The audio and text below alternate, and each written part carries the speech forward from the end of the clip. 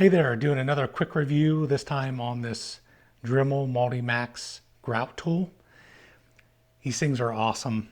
I know this one is brand new in the packaging, but I've used it to do tile jobs before. Exact same make, model, everything. Love them, cannot say enough good things about them. One project specifically I'll give you as an example.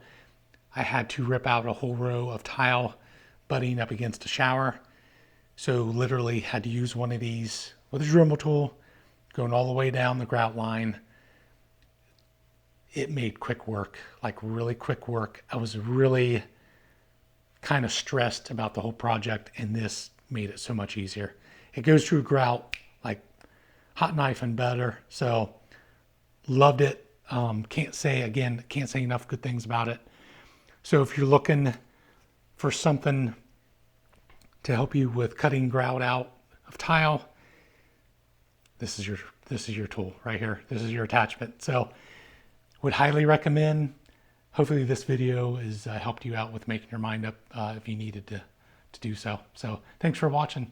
We'll see you.